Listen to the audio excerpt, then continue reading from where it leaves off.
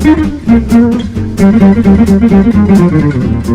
welcome back to another edition of Kicks Over Coffee, where we have casual conversations over coffee with our friends in the footwear industry. I'm extremely excited to have Sara Vanderhoff, who's the Associate General Counsel for Global Brands and Trademarks at Adidas. Sara, welcome to Kicks Over Coffee. It's great to have you on the program. Yeah, thanks for having me. It's good to be here. So, what are you drinking right now, coffee-wise? Is it Stumptown? That seems to be the requirement in Portland. You know, it's actually Pete's, and it's just Okay. black. I'm a pretty boring coffee drinker. Are you just straight up black all the time? Just easy, efficient. Yeah, that is very efficient. I've gotten kind of bored with my coffee choices over the pandemic, so I started brewing Vietnamese coffee, which is like a little French press that goes over your glass, and you put condensed milk in the bottom, which is very sweet. Oh. And then you brew it and you stir it up and you put ice in it. And the first time I ever had iced coffee was on a footwear work trip to Vietnam. And now I've learned to do it at home. It's not too difficult. So you have to mix it up to make your way through this. As we get started, I wanted to ask you if there's official company policy around how to pronounce Adidas. Sometimes I say Adidas.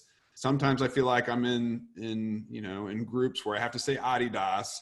What is the official company policy as it relates to pronouncing the name of your company? I mean, the technical pronunciation is Adidas because it's the name of our founder, whose name was Adi Dassler. Right. However, as you know, in America, we say Adidas. And so many colleagues here say Adidas, some say Adidas. It's either or. You don't get fired for pronouncing it Adidas. Do you have a preference on your end?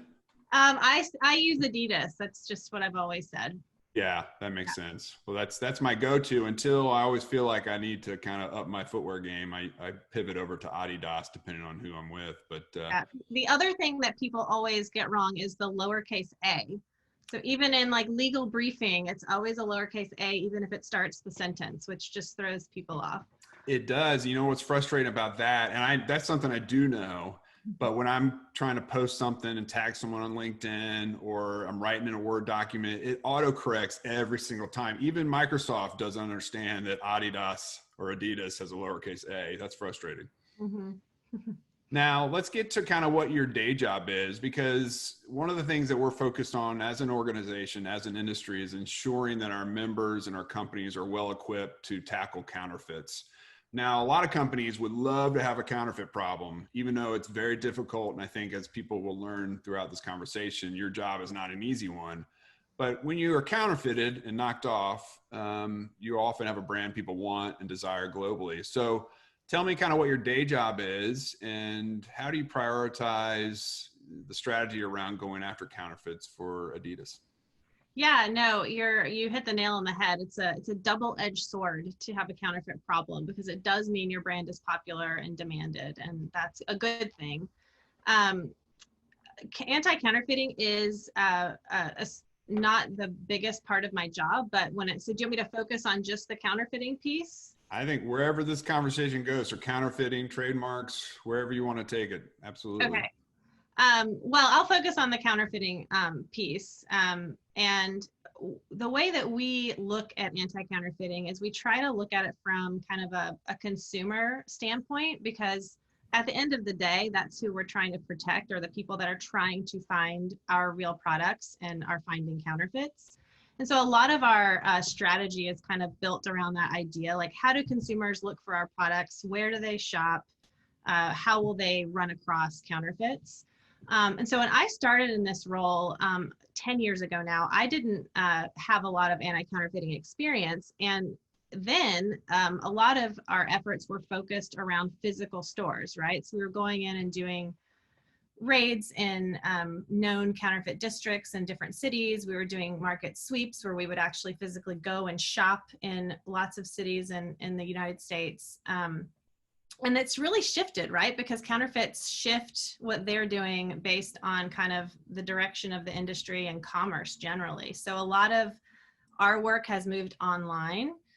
So we do a lot of work against online counterfeiters, whether that's a standalone website that's offering counterfeits for sale, or someone offering a counterfeit on a platform. So that's kind of what we're doing.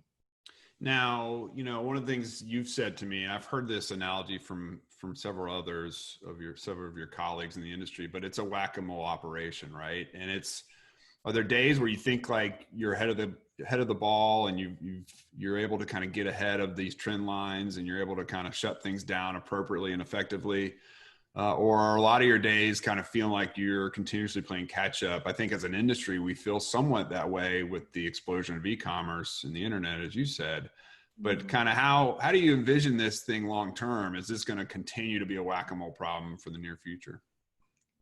I think yes and no. And we joke amongst my team that like it's job security. Like there will always be this problem, that it will always be changing and evolving, and we'll always have to catch up to it.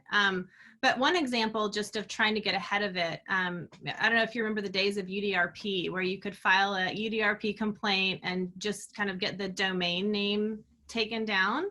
Yeah. Well, that's like truly whack-a-mole, or writing to a registry and saying this domain is infringing our mark, take it down, because you're really only taking down the domain name and you're not doing anything to hurt the guy behind the website, right? The website stays intact, all the SEO that was built up or paid for stays intact, and they just shifted it to another domain name essentially.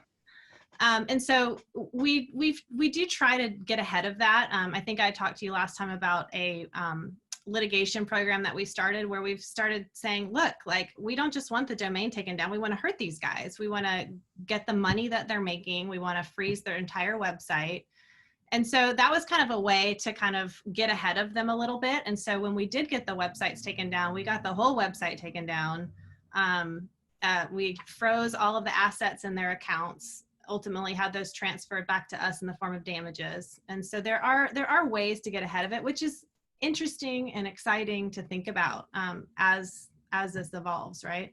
Yeah, I mean, we've had several members have that same issue. Merrill comes to mind. I had the opportunity to testify on Capitol Hill at a hearing last year about this issue specifically. And there was a Merrill-online.com selling product for, upwards of 18 months that they were going through the process of having the URL taken down and seeking the damages.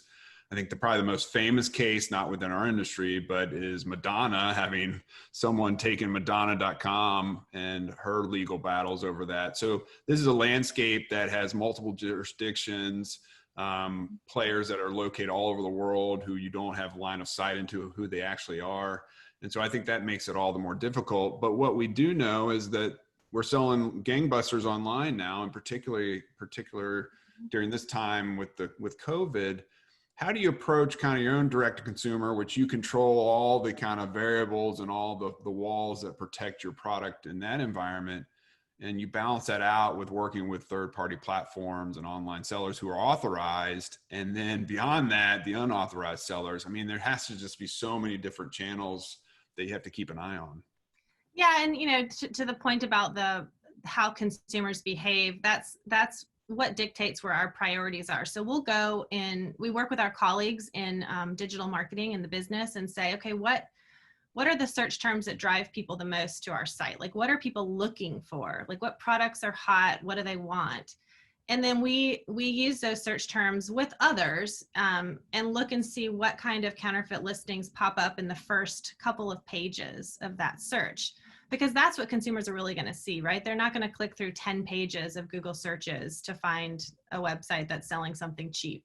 Right. And so, while we definitely get people that will send us leads to websites that are kind of one-offs and we'll deal with those, our main priority is like what consumers actually are seeing. And then when it comes to your point about authorized sellers, we do work with a lot of partners who are authorized to sell online. And we want to keep the market clean for them, right? So, if our priority is on Amazon, then that's from a business standpoint, then that's where our priority is going to be when it comes to anti-counterfeiting and keeping that platform clean. Let's talk about some of your more, your higher profile products. And it can be specific to footwear, it can be outside the footwear space, but as you think about what's out there and what people are knocking off or selling in an unauthorized manner, is it around Yeezy? Is it around Stan Smith? Is it NMD? Which of the silhouettes and And is it around the boost technology? Which of the technologies and silhouettes and trends are you tracking the most? And are there products in your repertoire that are just kind of, you know what, they're selling well, they're high volume, but they're not a part of kind of the overall counterfeit trademark knockoff space? Yeah, I mean, it's pretty connected, right? The products that sell well are the products that get knocked off. And, you know, one of the most consistent trends, of course, is Yeezy. It's a super popular, scarce product. And so, you know, whenever you've got scarcity, which of course, as a brand, we is an intentional business strategy, Right. that counterfeiters come out of the woodwork. So Yeezy is definitely one of the trends. I would say also a pretty consistent trend is around soccer jerseys. We see a lot of counterfeit soccer jerseys. On the footwear side, Ultra Boost, Stan Smith for a little while when we relaunched. You know, we had a big relaunch anniversary of Stan Smith a few years ago. So I anticipate a lot of that around Superstar this year and next, given the big anniversary around Superstar. But it does, there are those ones that kind of stay consistent over time, but then there also are, you know, if we have a big splash with a product, then we have to shift gears. And we try to stay connected to our business for that, to say, hey guys, what are you spending all your money marketing next year, so that we can be prepared in protecting it and, you know, the anti-counterfeiting work. That's a really good point, right? It's the brand awareness that's built with marketing spends that create interest in counterfeit. I mean, it's human nature. You throw something in front of someone enough, you increase sales, and then the counterfeiters swoop in and try to make a dime off that. So that makes a lot of sense to stay ahead of it. You know, one of the things I would like to get your help on is advising brands who might be starting out, who might be just launching. Maybe they're just D2C right now, and I would name names, but there's a couple out there that we know that are emerging and are exciting, and they have some really great product. I think you're doing a collab with one of them. What's your kind of guidance if you're starting out to be thinking critically and innovatively about building a brand protection strategy, right? Because it's one thing to do it when you have a huge conglomerate, you're a global conglomerate, and you're trying to pick and choose and prioritize. But if you're just starting out and you can lay fresh groundwork that will reap benefits in the near term and the long term, kind of what are some things that brands should be thinking about as it relates to this space? The first thing that comes to my mind is just making sure they're buttoned up on the protection front, right? You can't do anti-counterfeiting work if you don't have any rights to enforce. And so the rights ownership process takes time. And I think building that into your business strategy is important, and it gets overlooked a lot. I think people think, oh, I'll deal with that later. And then all of a sudden you've got a problem. You're like, ugh, my application is still, you know, being examined. Mm-hmm. And then anticipating growth. Again, and you know, obviously by jurisdiction, the rules are different in terms of whether you have use requirements for trademarks, for example. But Right. if you might not be thinking about selling in Latin America today, but you might be in a couple of months or 18 months down the road, and anticipating where you need to be protected in order to prevent, you know, knockoffs when they pop up. Yeah, no, that's a great point. The use requirement is really interesting because there are jurisdictions that don't require it. I know there's some really famous cases in China where folks have registered trademarks and just squatted on them, sat on them. There's the famous Jordan case, the Jiaodan case that went all the way to the Chinese Supreme Court. Are you seeing, from a global perspective, improvement in the legal landscape as it relates to protection of trademarks and intellectual property, or is there degradation, or is it about the same? How would you judge kind of the global landscape? I don't know. I probably pretty status quo. I mean, your point Yeah. about China is a good one. I mean, that's where you should protect your mark immediately, because Right. people are just waiting to squat on marks. I'm not responsible for protection in different jurisdictions, so I'm not an expert on kind of where the legal requirements are changed or not. But, you know, I think that there are governments, I mean, in Europe and in the US that have, that care about intellectual property and try to help brands, you know, deal with this issue for sure. Yeah, that's very true. The last area I want to explore is competition within the own four walls of our industry. Your background is one of our more famous cases with Adidas and Payless. And there's a lot of competition. There's a lot of, at any given moment, one of our members is suing the other member on some kind of infringement. How do you view kind of the competitive landscape within, I'll call legitimate product development and trade, where these aren't counterfeiters or knockoffs, these are companies that are competing, and fashion doesn't always have really stark lines, but there are also some really key demarcation lines between products. How would you kind of rate the overall environment here in the US as it relates to brands competing against each other for different looks, silhouettes, colorways, et cetera? Yeah, I mean, I think there's different categories of competitors, right? I mean, the Nikes of the world, we have a ton of respect and admiration for. They're innovators. They're creating new things. They don't want to copy. And I think that's how we approach our business. We are the original brand, right? We want to create new things and innovate. And so I think there is a lot of great mutual respect amongst, at least that competitive set. And then there are other competitors in the industry who don't invest in research and development or innovation and do kind of ride the trends and copy things. And I don't think it's any secret that we have gone after people like that are probably, members or considered, in our industry. Right. So yeah, I think it just depends on which kind of competitive set you're looking at and what the relationship is. Yeah, that's a great point. I mean, there are the innovators, the trailblazers. You all obviously come to mind, Nike, and then there are those who feel the need to try to democratize some of those trends in some way. And again, it's a really tricky line. A lot of those companies kind of run down, and so it's to have a healthy environment where there can be challenges in the courts. I don't think it's a bad thing. Every time I see a story in Footwear News or elsewhere about some kind of lawsuit, it just shows the importance of protecting your brand, the importance of engaging in the legal system if you see the need to do so. So there's so many jobs tied into innovation. There's so much R&D that goes into this. There's so many amazing aspects of developing, an 18 to 24 month cycle to develop a pair of shoes, just things that will blow your mind, that you have to protect it at all costs, because it means jobs and profitability and return to shareholders and additional funds to do key research and development. So, and again, it does go back to the consumer for us too, right? Like right. I think it's hard sometimes to know how close can you get to the line without crossing it to where consumers then think your product is affiliated or associated with someone else. And at the end of the day, that's what we're trying to protect against, right? We don't want consumers to see something and think it's ours when it's not. Right. That makes a lot of sense. Well, Sarah, I can't thank you enough for spending time with us, walking us through some of the things you have your eye on as it relates to intellectual property protection, trademarks, counterfeits. It's a very complex world. And when the door was open for e-commerce and direct to consumer and engagement across all channels, it opened the door and the avenues for all the counterfeit and illicit activity that we used to just see localized in certain markets around the world. And so thank you so much for coming on this edition of Kicks Over Coffee. I really appreciate it. Yeah, thanks so much for having me. It was really great. And I don't think I gave you credit for your shirt on the air. So I love it. It looks great.